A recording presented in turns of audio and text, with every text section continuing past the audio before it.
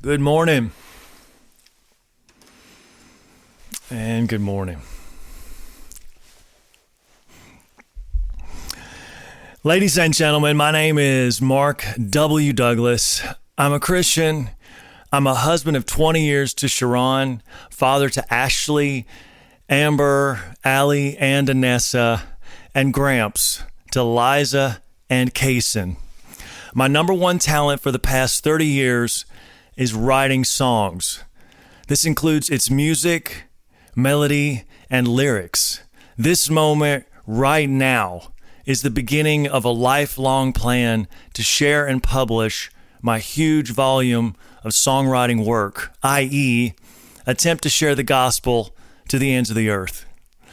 I'll play and sing for you songs I've written and worked on for the last 30 years. I'll first present to you my collection of 120 Christian songs released one by one, once per week, played and sung live over the span of the next 3 years, right here on this channel, after which I will work on disseminating my trove of love songs. Your question to me, why would I tune in? What's in it for me? I'm glad you asked. My question to you, what are you up to just before attending church? Well, Mark, I'm getting ready for church. Perfect. I found my niche. I'm calling my show Church Prep. You are now cordially invited to tune in to my live pre-church Sunday Jam, a 15-song concert. It starts at 8 a.m. Eastern Time. As you wake up and prepare for church, I ask that you join in on my live concert as I prepare you for attending your church and hearing your pastor's message. I will drum roll this Sunday Jam with 3 live 8 p.m. weekday shows. Let's see if I've got, I don't think I have. It's not up there, but that's okay. I will drum roll the Sunday Jam with 3 live 8 p.m. weekday shows. Monday drum roll, Wednesday drum roll, and Friday drum roll. These 3 shows will introduce the song of the week, which will be released at the end of Sunday Jam. The first song of the week will be introduced tomorrow night during Monday drum roll at 8 p.m. Monday's show will introduce the song's title and lyrics. Wednesday's show will feature the song's backstory, and Friday's show will cover the biblical references. Now is actually a good time to remind you to subscribe to the show and also to opt in to notifications for when I go live 4 times a week. Again, Monday, Wednesday, Friday, and Sunday. This is my housekeeping episode. I've written everything out so I can keep the information focused. Today I'll explain the show's origin, content, and purpose, and the story of my motivations and convictions in making this dream a reality.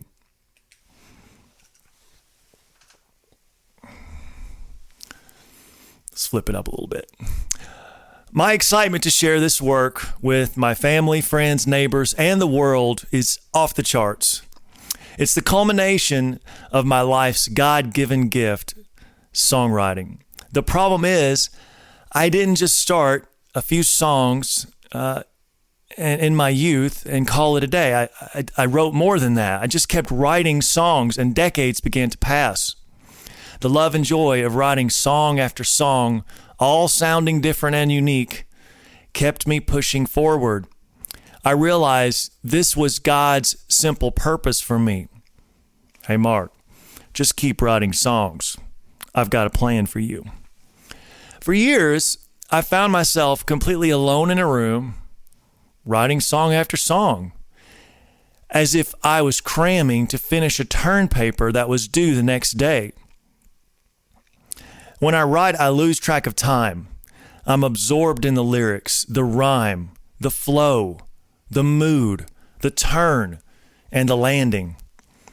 I say this to encourage others. Sometimes it's just you and God, and He's the only one giving you approval. It's very difficult because his vision and purpose isn't being shared with you. But thankfully, he gives us patience and strength. We just need to have the faith to keep following his confirmations. To God be the glory, even though only a total of 5 to 20 people have heard 5% of these songs. What you'll witness with this show is epic for me on many levels. It's the reason I've lived my life in a very specific way all these years. Let me explain. When I was 19, I bought a guitar and wrote my first song. I took to the guitar and writing songs as if it were the missing link in my life. It was all I wanted to do. It became more than a hobby for me, although there was no job or money to be made. But no matter, I actually decided on a day job that allowed me tons of free time in order to continue writing songs. You heard that right. I've actually chosen my careers to work around having free time and writing my songs, which worked out just fine until I had a family to raise. For 21 years, I owned my own fitness gym and trained people. I was forced to shut the gym down during the pandemic and now train people in their homes. Although the songwriting decreased for 20 years as I was raising my girls, I still kept at it with great care to document everything. I never really had a concrete master plan for what would happen next, which is exactly why nothing ever happened next. And of course, I wasn't ready. I want to answer the question you would naturally have here. Why weren't you discovered? I would simply answer, I didn't try very hard to be discovered, and I don't have the natural vocal prowess that most people associate with star power and fame. I have a very short resume of spreading my wings and sharing my skills. I once entered a songwriting competition in Cleveland, Tennessee, and another time wrote and submitted a song for the finale of American Idol. Although I didn't win or place, no one ever wrote me back, so I don't know what happened. Maybe it got lost in the mail. Recheck that. No, I'm just kidding. It show's long over. I've always felt glad that I tried, and now I better understand their process. I also realized my process. I decided to put my head down and push forward without any outside noise. Of course, I didn't win, but somebody had to win. And of course, I wanted to win, but I didn't want to endure a rejection because in essence, I knew my voice wasn't and will never be at a winning level. To reiterate, as proof with every talent show out there, talent seekers aren't very interested in the Carole Kings or Diane Warrens of the world. Yes, many of you don't know who these people are. That's because they're mostly known for their songwriting, not singing abilities. I played a few live sets at various local coffee shops. I basically had one fan, my wonderful wife, Sharon. And I've uploaded several songs to Facebook, SoundCloud, and YouTube, about 5% of my total content. At the time, I didn't know what I was expecting to happen. But now I realize I didn't have a strong plan that could push past other artists, be it secular or Christian, in order to separate myself from the crowd. The point is, I knew I had something special, and I decided I would no longer seek outside affirmation to continue. The result of this decision, my collection of what I considered and do today number one songs just kept growing. This in comparison to what I was hearing on the radio with regard to both secular and Christian content. You have my word. Every single song I release has made it through my incredible vetting process. These songs are the best of my best. Yes, 120. That's 12 albums of 10 songs apiece. That's right. Through all this, I've never tried to get a record contract, never tried to talk to a music executive. I've never inquired about or went to Nashville to record music. I've actually never seen a music-related contract. I've never submitted songs to anyone in order to begin that conversation. I think one time I tried to link one of my SoundCloud songs to a Christian artist on Twitter. He didn't respond. Again, I know you're going to go back and look, it's lost in the Twitter or DMs, whatever. No, I've just continued to quietly write music all these years. I have close friends and family members that have no idea what's going on. What Mark's a songwriter. Mark's got a guitar. He's got a show here. What's this?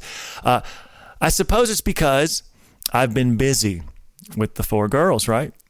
But I've also decided I didn't want to be inconsistent with my releases. As you know, social media, it's a hamster wheel. You get in it, you're in it, or you get out, because they're waiting on the next piece of content. The idea that your picture of my talent would be 5 to 15 puzzle pieces out of 120 puzzle pieces seemed unfair to the bigger picture that I was trying to paint for you. That's actually a relevant point to be made here. There was a time when families would gather around at Thanksgiving and Christmas and sing songs. That's where I would naturally come in. I'd play and sing those popular songs with the family and then maybe add in one of my originals. Could we ever get back to that in our homes when we actually want to get together and sing Christmas songs without all the cell phone noise? As it is, I think church is one of the few places that it's understood we all put away our phones and join our conscience together in paying attention in unison. I've been on hiatus from playing coffee shops for about 20 years.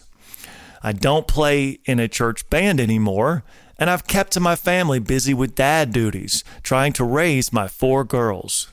Be a good husband. Keep the lights on and food on the table.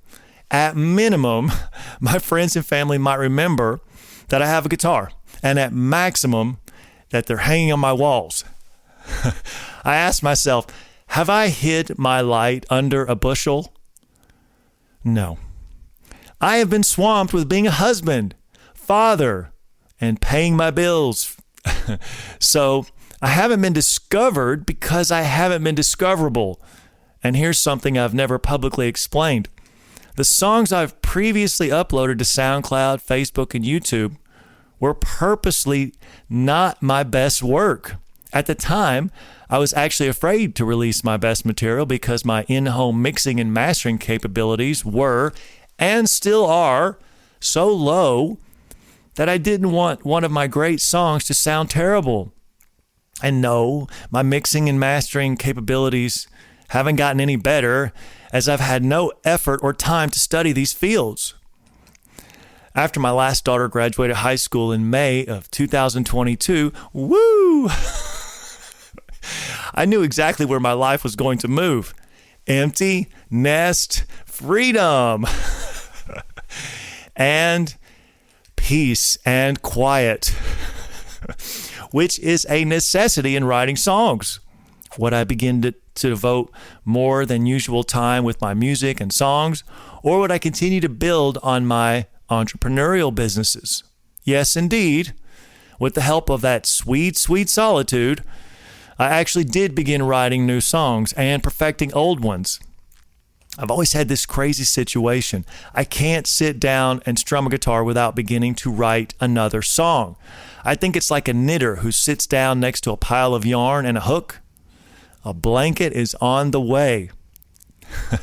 Writing another song is my fundamental problem.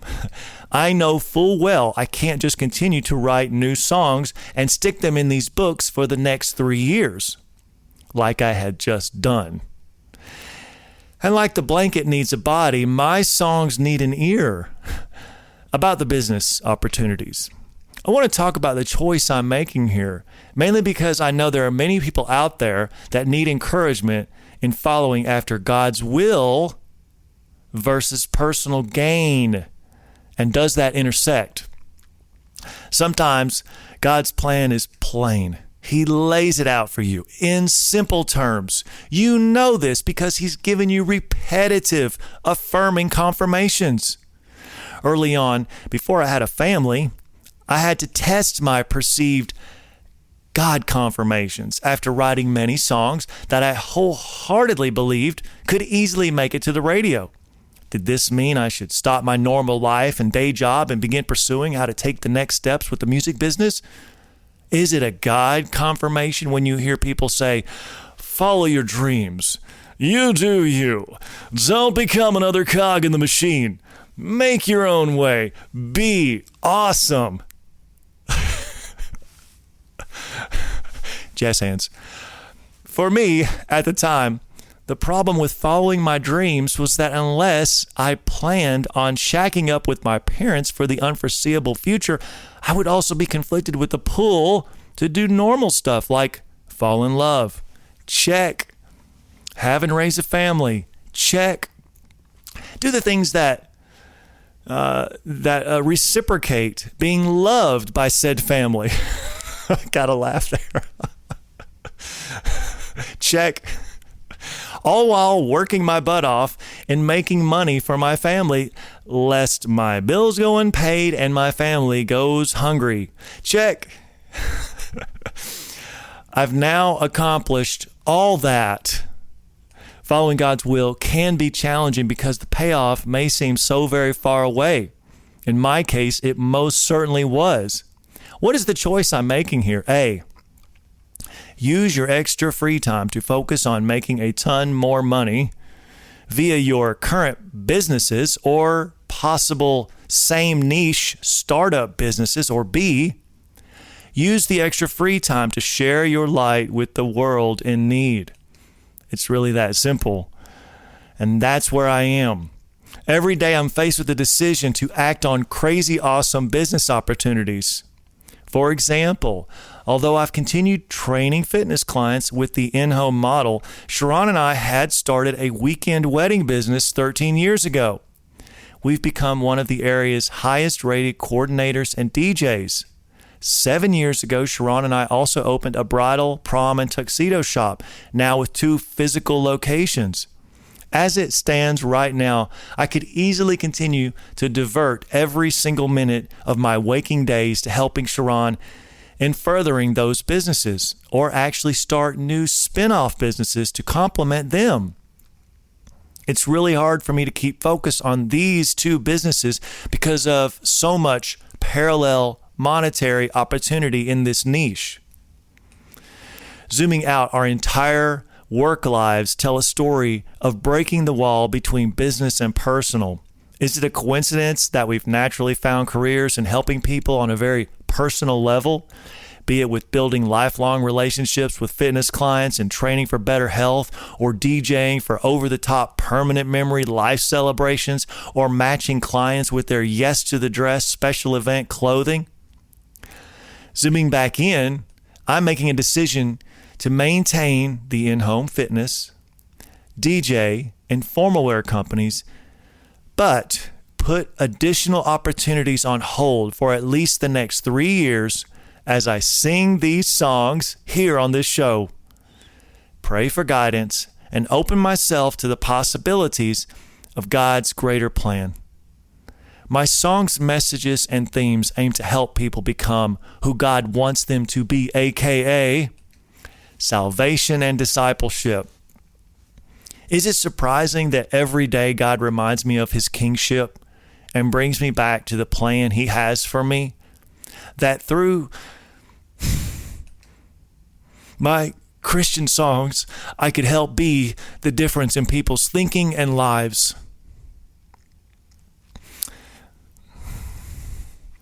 That may sound so abstract as to be borderline unimportant when compared to making a ton of money, but as many of you can attest, there are more important things in life than making money. And following after God's will is one of them. I simply can't not follow this calling anymore and waste another day.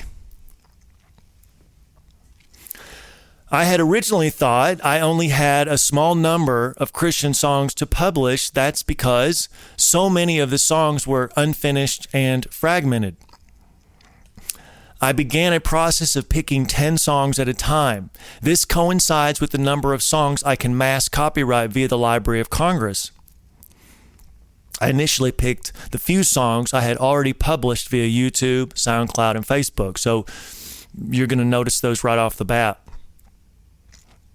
I then picked completed songs, trying not to load up on one 10-song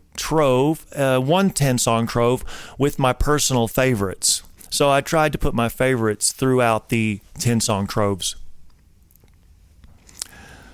By the way, most everything lives here typed out in these alphabetical binders, A through M and N through Z. Yes, I do want to show them to you.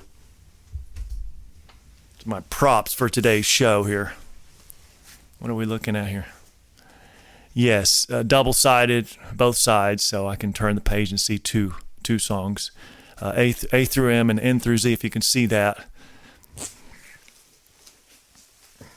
And actually, I don't actually have all my songs in there. There's several that are sitting over here. My latest creations leave over here instead of pulling out the big books.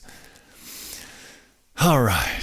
Everything eventually totaled 120 completed and Mark-approved Christian songs. Now, keep in mind, that's just the half of the collection. The 120 of the 275 have not started to sift through the love song troves, so I have no idea how many of those will make it through my vetting process, but we'll get there.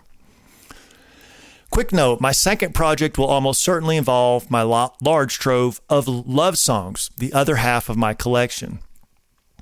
Yeah, I'm still not sure how to tackle their release, but I am sure that problem will be solved as I get my bearings into this project.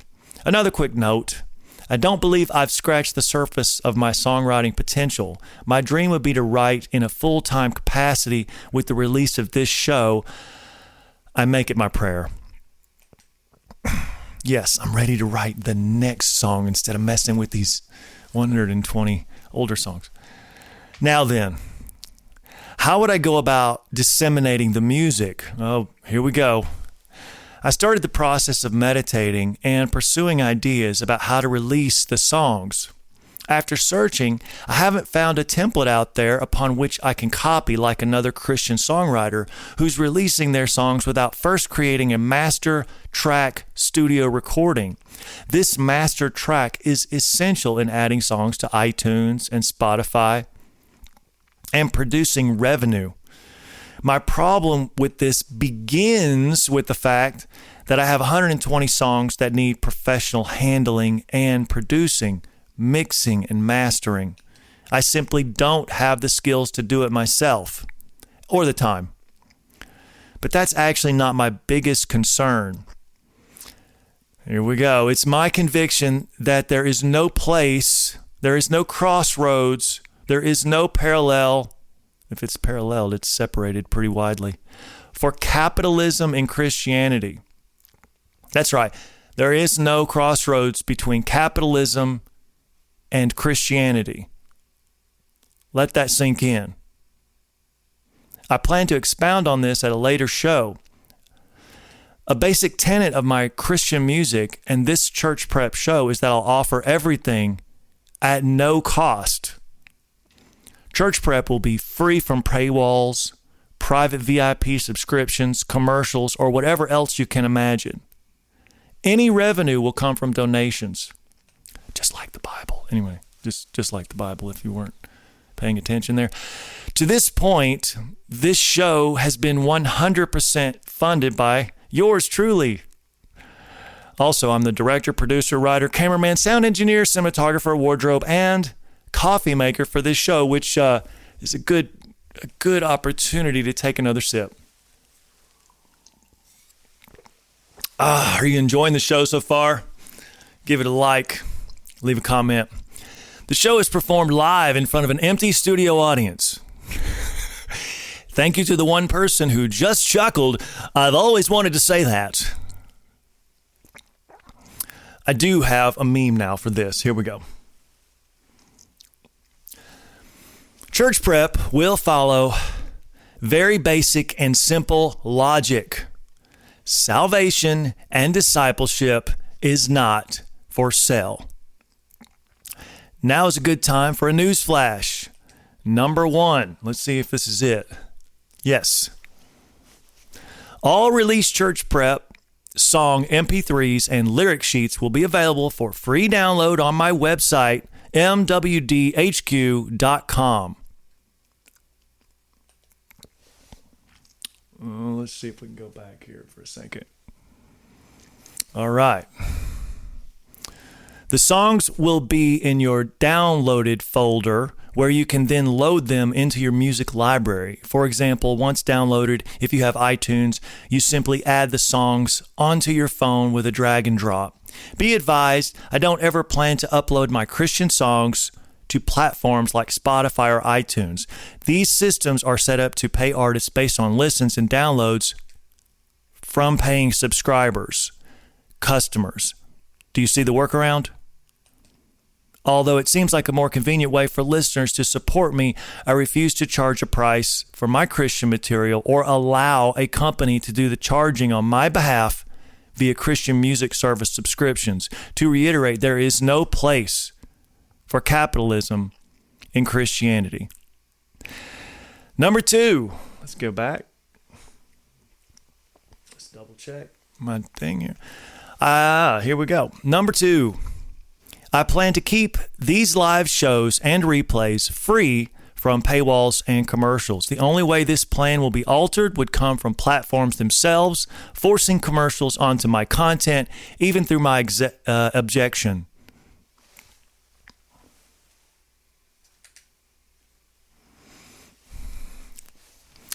For example, I can't demonetize myself on YouTube until I've qualified to become monetized. Of course, my plan is to demonetize all videos immediately upon becoming qualified. But up until then, ads may run. I actually would like to just cut in here. Let me just tell you, is anybody like me? And this is why I'm doing it. Obviously the first reason, but aren't you just sick of ads running over content that you really want to watch? And maybe it's Christian content. Either way, this is my goal. It's going to be my end goal to get monetized so I can demonetize. Okay. We don't want commercials. Nobody wants commercials. Back to the ranch. After researching how other Christian artists were handling their content, the Spotify, iTunes for-profit route, I decided I was going to have to create my own unique template.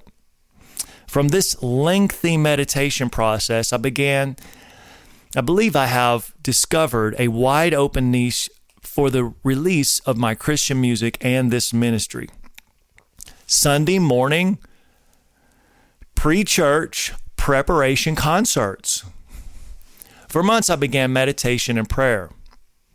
I started my thinking with a few facts from my now a little more mature, 30 years in the making perspective. Number 1, although I'm not going to call up record producers and worry about trying to get discovered just so that I can sign a contract that takes control of my copyright and cashes in on the salvation message, reiterating there. Rather, I would choose to perform to a heavenly audience of one, my heavenly Father, and you, whoever and wherever you are in this world. Number 2, of my 275 songs, I have 120 Christian songs that could go on 12 separate albums. So I'm not going to worry about spending a fortune on recording 12 10-song records, with each album taking a full-time 1-month minimum effort to record and produce. Where upon their completion, what is this? 12 albums, that's a year. Upon their completion, I would then turn around and ask you to buy them. Do you see the nonsense there?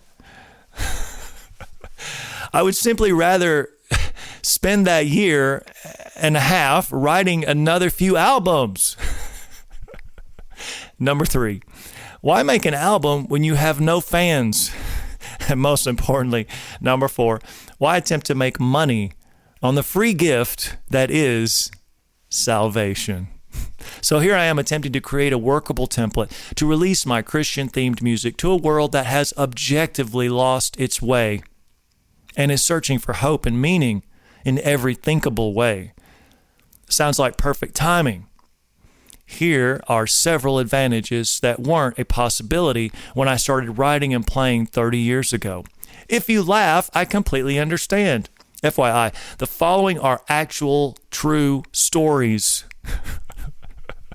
Oh, I want to laugh and cry at the same time. Number one, beforehand, I had to work on convincing the Sunday school teacher or church music minister to please let me play one song. This process would take months of being nice, overdoing nice, and of course, perfect attendance. These efforts would not secure any possibility that the song would be heard, only that this person in charge would think on it. Imagine trying to turn that key. That was me. And I was also volunteering in the church band. Today, however, we have the internet and an audience that at any given moment could include the entire world. Need I say more? Why not? Number two, beforehand, I would call the local and brand new Christian startup radio station and ask about their opportunities for people like me, a local Christian artist and clearly very naive artist, to get a song on the radio, be it a home-produced MP3 that could be played or played live during their hosted local Christian concerts. This effort was met with a quick and polite shutdown as to its impossibility and ridiculousness. Don't you know only record label artists get spots on the radio? Imagine my foolishness to think that a local Christian radio station would play a local Christian artist's music.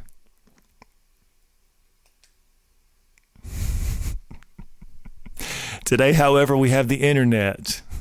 Need I say more? Okay, Mark, go ahead.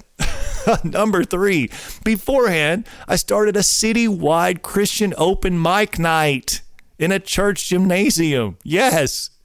Unfortunately, all of the attendees were bands and the families of those bands all wanting their turn in line. Today, however, we have the internet. Need I say more? Ladies and gentlemen, after growing through 30 years, which included landline voicemail, remember that, pagers, flip phones, America Online, MySpace, raising a family, and now cats having their own TV channel, I've decided to realize the power of the internet. I've created a plan to release all of my Christian music right here on these here internets. Can I get a whoop whoop? And what about church? Oh boy. Yes. What about church? That's where, from the day I was born, my life and mind was developed in an understanding of God, Jesus, the church, a husband, a wife, and a family. It's from this church that I developed the words and passion for my music. When I was a boy, the church itself was a pillar of the community. Everyone I've ever encountered attended church. Our attendance was just as important as going to school and celebrating my birthday. But that was then, back in the mid to late 70s and 80s, maybe 90s. What's happened since then? Our country is in head deep in moral decay. Everybody knows it.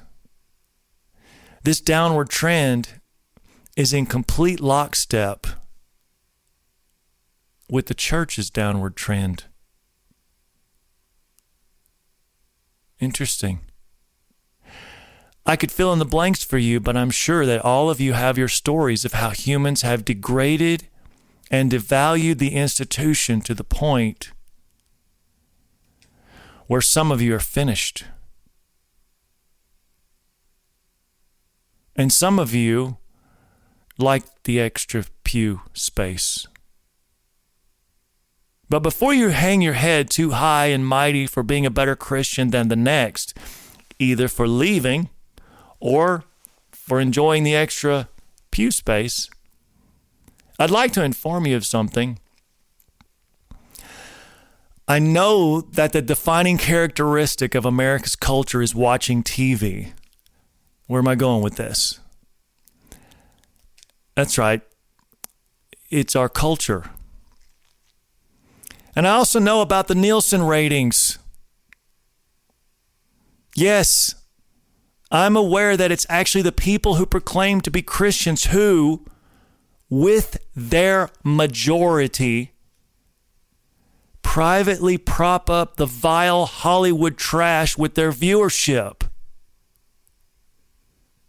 and simultaneously publicly remain silent, head down, when this filth and godless hedonism is destroying their nation, state, and community. Yes, that's the church I'm talking about. You might say, yeah, it's not us. It's the church leadership. They won't stand for anything. And we're never actually challenged with a plan of action. I'm not giving the church leadership a pass.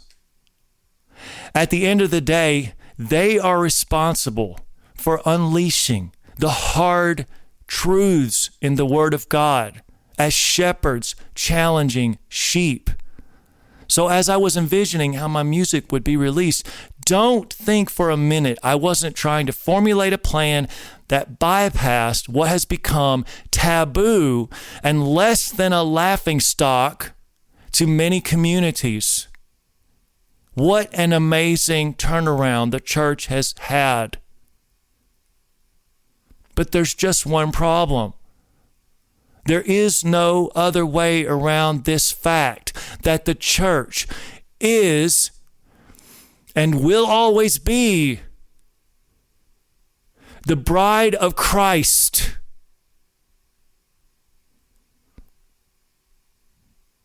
The following three statements are true all at the same time.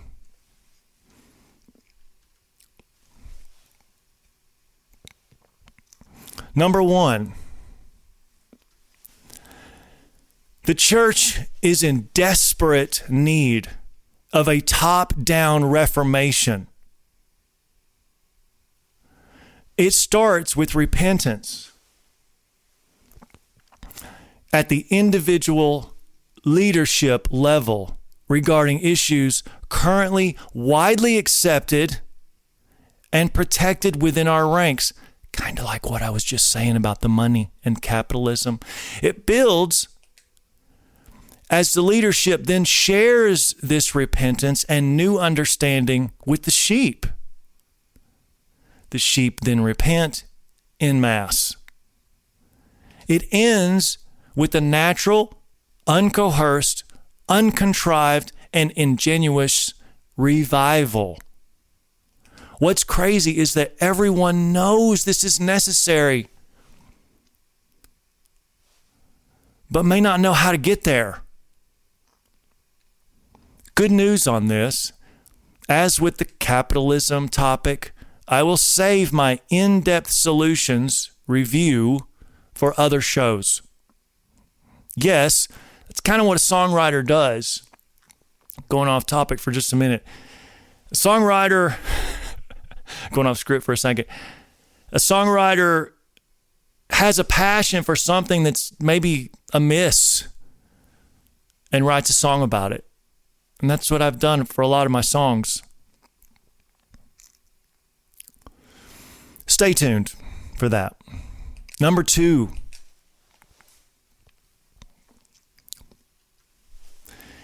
this show is built on sending people to that same broken church.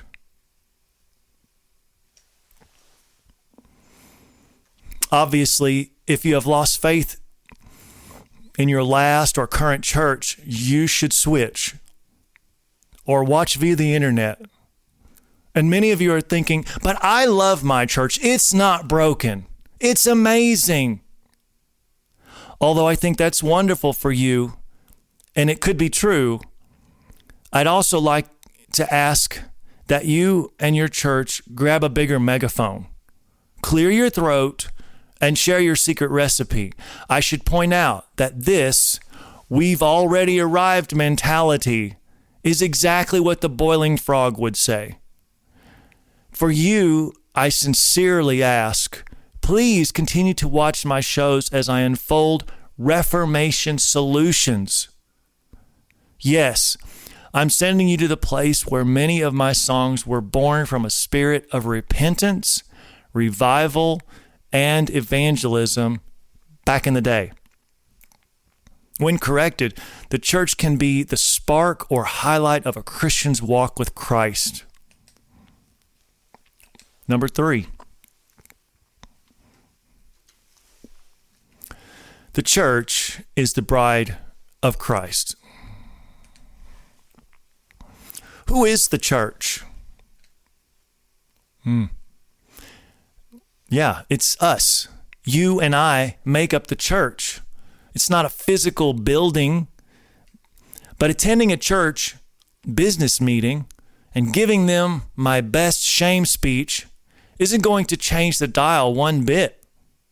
The best thing for me to do is look in the mirror and work on myself. Yes, Mark, but where to begin? You're asking us to go to a place whose answer is essentially just another placating, pat on the back sermon to keep us docile and ritualistically compliant. I'm here to help. Yes, in many cases, the shepherd needs correction. If they can't be corrected, they need to be removed. My first step after looking in the mirror has been trying to make sense of it all through writing conviction-based songs. In my case, I brainstormed for years and developed 3 simple solutions to fix the church. In my case, I'd have a public blog called Church Prep. And in my case, I could publicly share my solutions. And in my case, my targeted audience for my reforming, challenging, and praise music would be to the church folk who already love and believe in God. I'd like you to understand the wide open Sunday morning niche I'm about to fill. Understanding that a person can't go on these channels and start singing someone else's songs without a license. And they would need to pay for that a separate license to sing or play that song every single time it was sung. A separate license for every time. That's why you don't hear people singing the regular songs. They've bought the license if they have. My advantages are, number 1, I own all the content via the Library of Congress. I'm in the process of personally copywriting every single song that will be featured on this channel. Yes, it is somewhat painstaking work. It's the number 1 reason this show has taken so long to get started since the summer of 22. I've been working very hard to finish this process and perfect my live sound. Although I wish I had begun this copywriting process years ago, I have to remember just how my maturity in rewrites have given to the final product. I couldn't be more pleased. Number 2, being a completely independent, unsigned artist allows me to play and sing my songs without contract conflicts. And most importantly, number 3, Christians like to prepare their hearts for their Sunday morning church worship and message. It might begin when they rise and get ready. It might begin in the car drive. That's right, in the car drive, listening to MWD, Church Prep. Or maybe at the very last minute during in-person church worship time. No, you probably shouldn't be listening to me if you're sitting in the pew.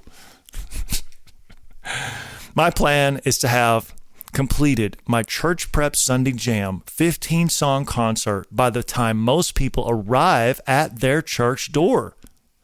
Yes, listening to this show during your shower, getting dressed, drinking coffee, and driving to your church is all on the table. Let's dive into the weekly template.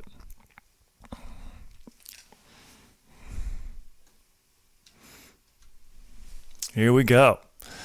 I plan on drip releasing all 120 Christian songs right here, one per week. I'll have 4 live shows per week. Monday Drumroll at 8 p.m. Eastern Time Zone. Wednesday Drumroll at 8 p.m. Friday Drumroll at 8 p.m. And Sunday Jam at 8 a.m.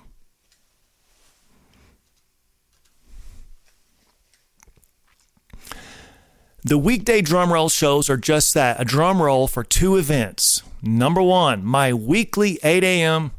Sunday Jam, which is a 15-song live concert ending with the anticipated Song of the Week. There'll be 120, remember, in 3 years. Number 2,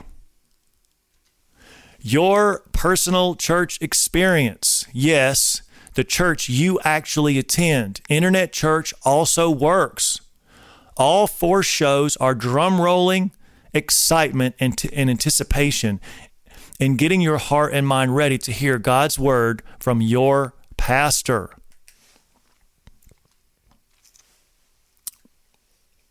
I aim to be your weekly let's get ready for church mood and motivation. I want to get you to the church on time. So as noted, the 15-song live concert will begin at 8 a.m. Eastern Time. This all-music, no chit-chat show should routinely end around 9 a.m. The live 8 p.m. Monday, Wednesday, and Friday drum roll shows will consist of an introduction to the Song of the Week, a 5-song mini concert, and live chat. This new song's title and lyrics will be featured on Monday's Drumroll. Let's see if I have a meme for that. Here we go. There we go. There we go. Catching up here. The new song's backstory will be featured on Wednesday's Drumroll. And the new song's biblical connections will be featured on Friday's Drumroll. The 5 songs are selected from the previous week's 15 songs. Unlike Sunday Jam, the weekday shows will be interactive with the live audience chat. Each Sunday, 1 song will be dropped to make room for the featured Song of the Week. This SOTW will be the last 15th song played. Your favorite song will eventually get dropped, as all songs will be on a 15-week rotations. 15 weeks, that's all you're going to hear, the one song. Does this mean you won't be able to hear your favorite song played live again? Maybe. I plan to schedule special concerts where all the songs played will be from listener requests. I'll rely on votes placed prior to these special concerts. Keep in mind, I'm pushing through 120 songs. I'll shoot for at least 40 song releases per year. With these parameters, we're looking at a 3-year project. From here, I hope to have a better handle on how to release my love songs. I'll simply cross that bridge when I get there. Each week's content will be driven by the Song of the Week's message and meaning. To review, each song will be on display and in the spotlight for 1 week. On Monday, we'll live chat as I introduce the title and reveal the new song's lyrics. What's your immediate reaction to the lyrics? What do the lyrics say to you? That's why we're going to have live interactive chat. On Wednesday, we'll live chat as I tell the story behind writing the song. Do you have a similar story? What's your reaction to my story? And by the way, you'll be able to email me your story so I can share it on the show. You can do that with privacy. So on Friday, we'll live chat as we discuss the Bible verses associated with the song. And on Sunday, I'll perform a 15-song concert as you prepare for going to church. The 15th song will be the anticipated Song of the Week. So yeah, right when you're getting to your church door, maybe at 9 a.m. Eastern, I'll be singing that 15th song, close to 9. That's when I'll officially sing for the first time the song of the week. What's my bottom line desire here? What am I trying to accomplish? Let's talk about the show purpose. Salvation and discipleship. I pray my songs either bring change or affirmation to the way you live your life when compared to the Christian biblical lifestyle outlined for men, women, and children. My songs will beg the question, is your life and family in biblical alignment with regards to your thinking, speaking, and actions? I want my songs to help you in your personal walk with God, help you in your daily struggles, and help bring you to a better focus of what God wants for your life. What does He want from you? How does God want me to love Him? Where does my family, friends, job, and country fit in? I ask that you meditate on these words, the words of the songs, messages, and themes I'm singing about. Then ask God about their application in your life. At times, there may be no application. Maybe you'll simply be blessed and affirmed. At times, you may be challenged. Pray on it. Maybe you'll be moved to share the show with someone who needs to hear it. Question: what kind of person is this channel meant for? Answer: every person on this planet. Although I realize my songs will deal with topics covering Christianity and God, I want outsiders to look and listen to the good news. I want people of all faiths and beliefs to participate. I want to help fulfill the Great Commission, to share the gospel with the ends of the earth. My hope is that people will join us in placing their faith in God and live a life that's pleasing to Him. I'll now cover some quick show maintenance notes. I make no claim to be a great singer, as I've already stated. Trust me, I wish I could. When I open my mouth to sing, I do pray that you will have mercy on me when I miss a note. Sometimes it may sound like I'm making a joyful noise. Try your very hardest to understand. God chose me to write these songs. I don't understand why or how I've been this blessed. I only know that I'm compelled to fulfill His plan in my life. And this includes, for now, singing the songs as well. At times I will mess up a song in mid-strum. At times I will sing off key. At times, and due to the seasons, I will have a sinus congested voice. At times I will cough to clear my throat. Again, I sincerely ask for mercy. These shows are all presented live. I should say most shows, actually. I will try my best to make them live. I have an example coming up very soon because my daughter's getting married next Saturday. And it's a ways away, so I will be recording the first Sunday jam, just because I can't make it back in time. But they will be presented live, and they still will show at 8 a.m. on Sunday. That one will. I can't begin to tell you how difficult and time-consuming post-production is. I simply don't want to spend ridiculous amounts of time editing pre-recorded video. This is the driving reason I've spent so much time and money in perfecting the live sound you're hearing right now. I pray you deem it top-notch. I've opted to invest in the proper analog gear to make this presentation sparkle for you. 3. At times, I will cry. Yes, I cried as I wrote many of these songs. I will live cry.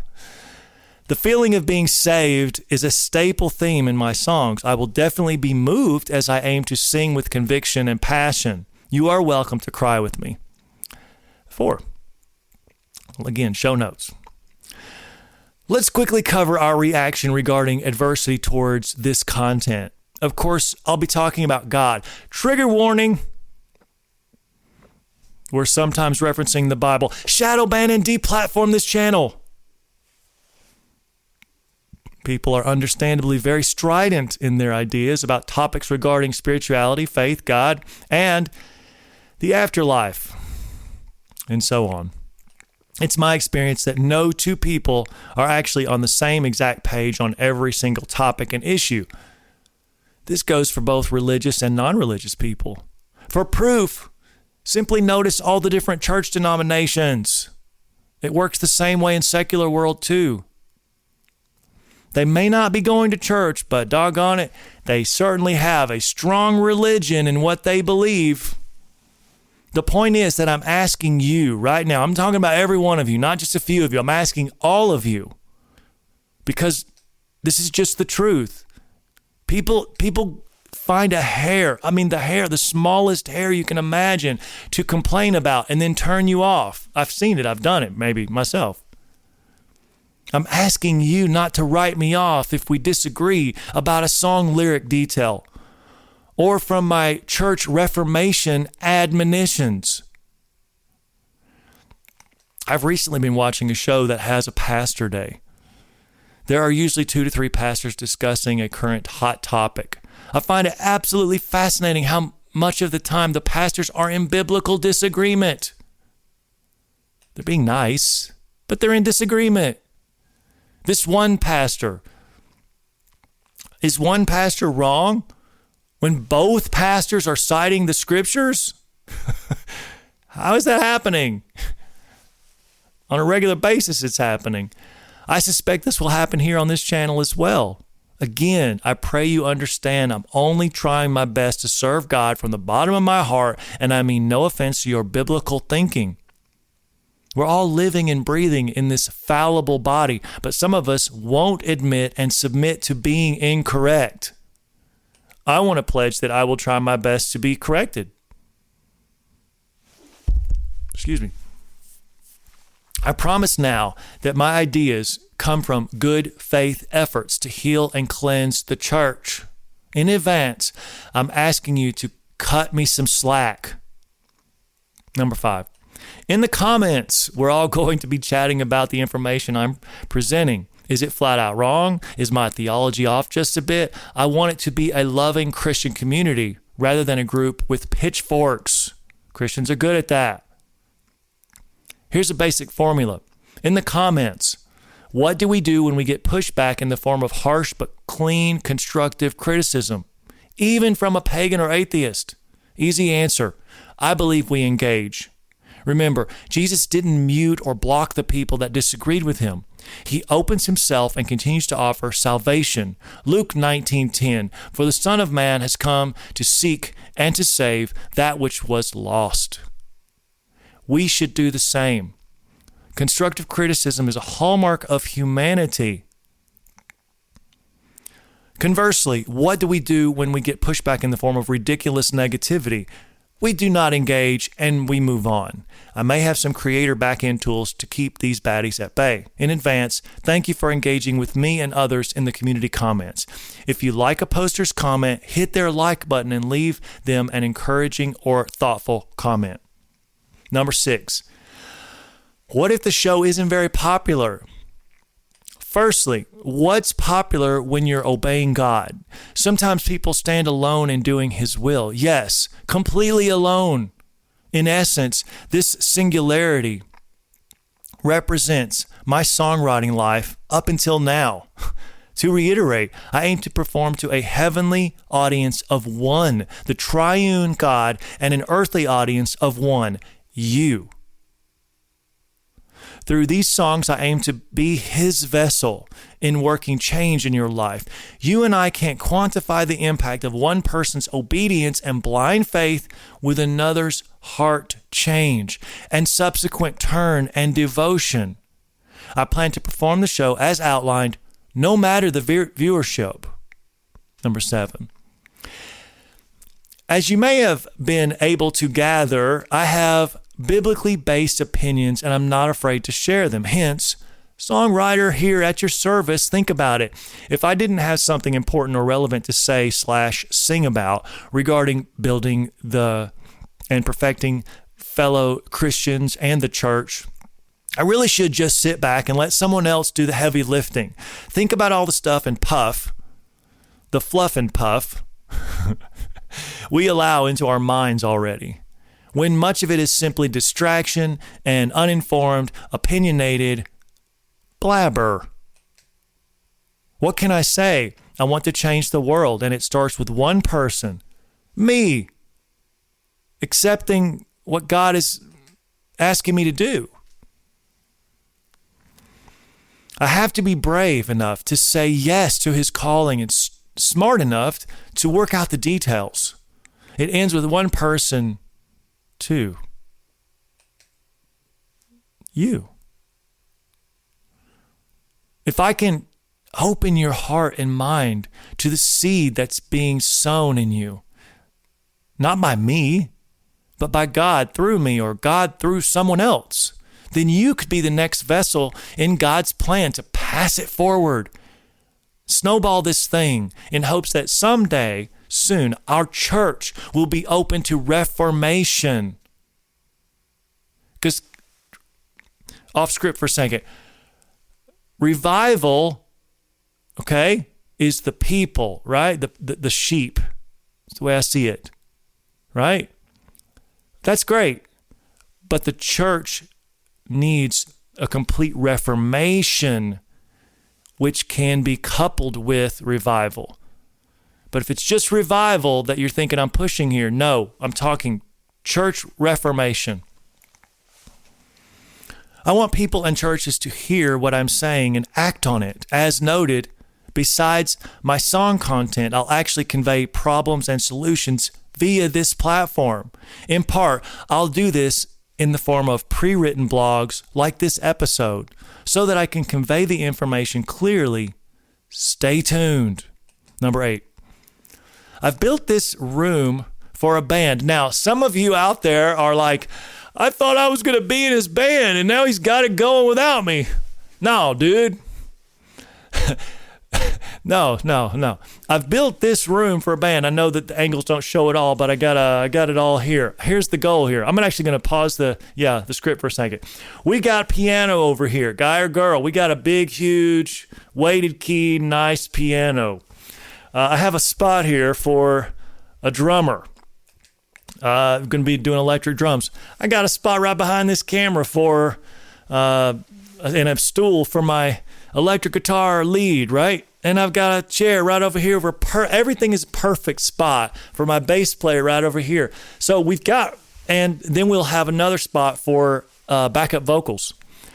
I've got everything built. You see what I'm saying? I've built this house. I've built this room. I've built this situation, this entire show.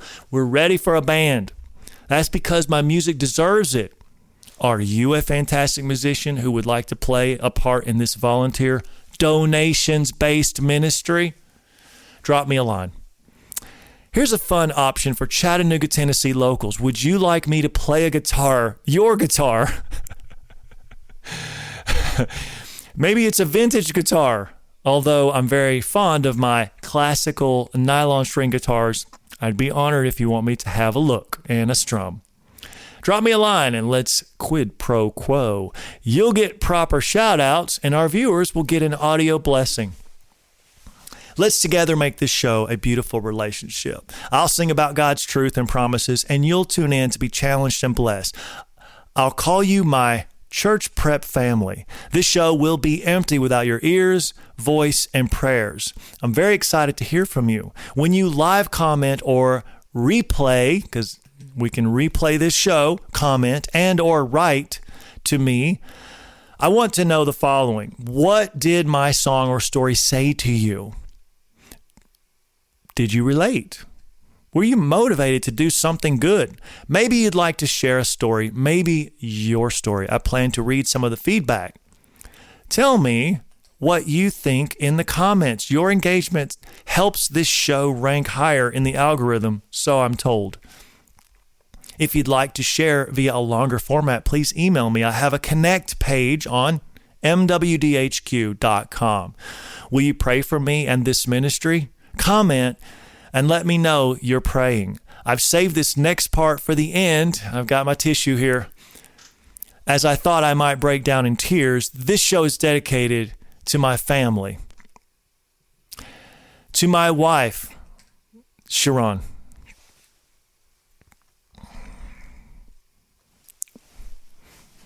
my daughters, Ashley, Amber, Alicia, Anessa,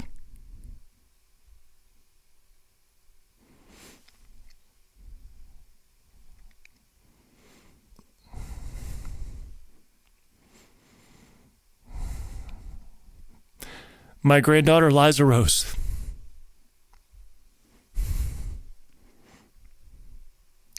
my grandson, Kason,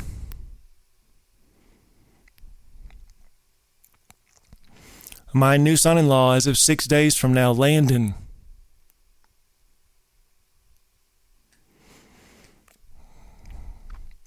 my 3 sisters, Christina, Deborah, and Leah.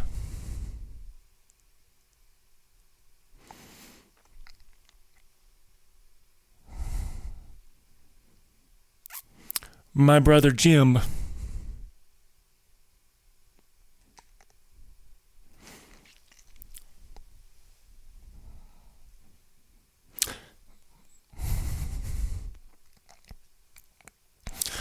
my brothers-in-law Alan,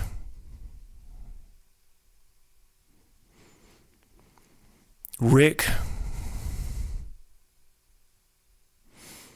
Sean, my sisters-in-law, Nikki,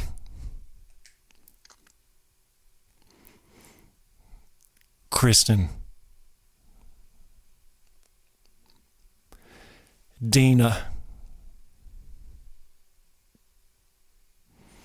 Colleen, Candace, my nieces, Claire, Jordan,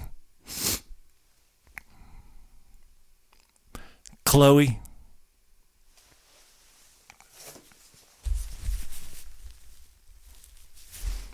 Lonnie,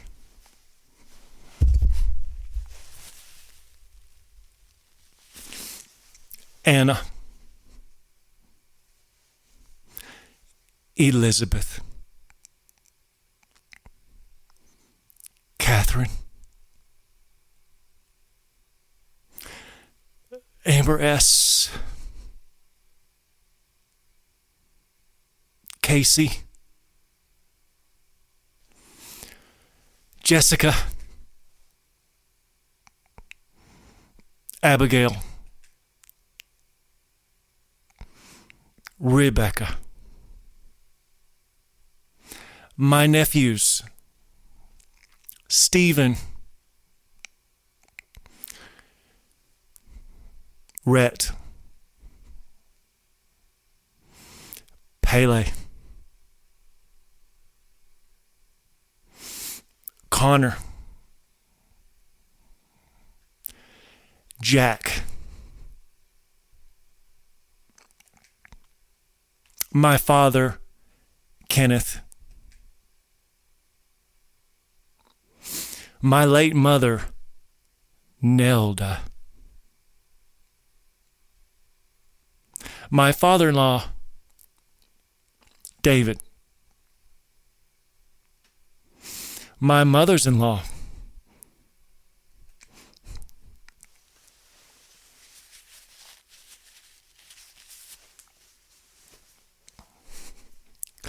Kathy,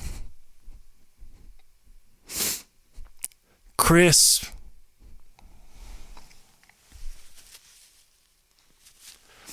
the show is dedicated to Seth Hauk,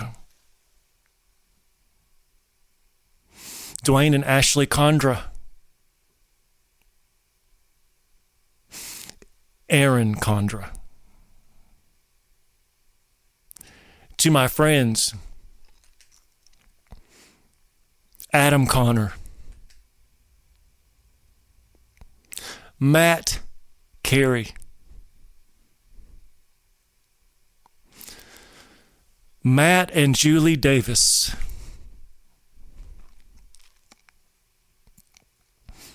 Greg and Tiffany Parker, Gabe Parker, Brent and Jenny Frazier, Terry and Hiawatha Haywood, Steve Walden, Ron Gary, Sean Sheeler, the late Maximilian and Massey Irvin, Jason Chase, Brad and Lynn Bustamante, Ab Thomas, Rick Chambers, the late Sergeant Major Ronald Howie, Ron Lowe, Chris and Tracy Renfro, Chopper, Alan Permenter, Zane Brown, Virginia Polly, the late Joanne Yates, Bob and Deb Hulse, Hugh O. McClellan, the late Nancy McClellan, Jerry G. and Mary C., Jerry and Pam Sheets, and Mary Moore. And to all of my extended family, my uncles, aunts, and cousins. Church prep starts at 8 p.m. Eastern tomorrow with Monday Drumroll and an introduction to the Song of the Week, the SOTW. MP3 and lyrics will be available for free download on my website, MWDHQ.com.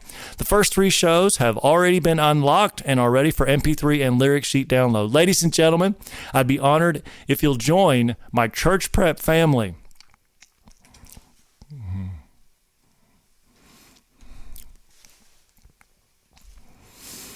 My Rumble, Twitter, YouTube, Instagram, and TikTok handle is Mark W. Douglas.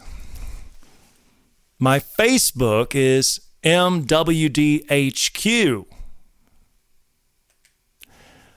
Listen on your favorite podcast app. Search Church Prep with MWD. For now, I'll only go live on Rumble, Twitter, YouTube, and Facebook. Going live on Instagram and TikTok have several specific administrative challenges. However, in the meantime, I ask that you give me a follow there as well, and I'll keep you updated on my progress.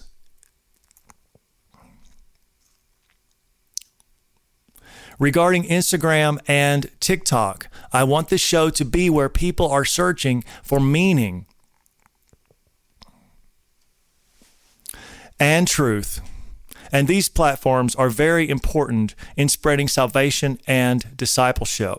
Again, please follow, subscribe, and ring the bell for pop-up cell phone notifications when I go live. This in lieu of setting your alarm clock and adding me to your calendar. When sharing, please use the hashtag ChurchPrep. Tip jar donation info can be found on MWDHQ.com.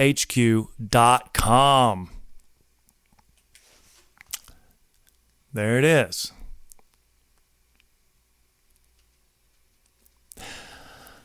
I'll see you Monday night at 8 Eastern. To God be the glory.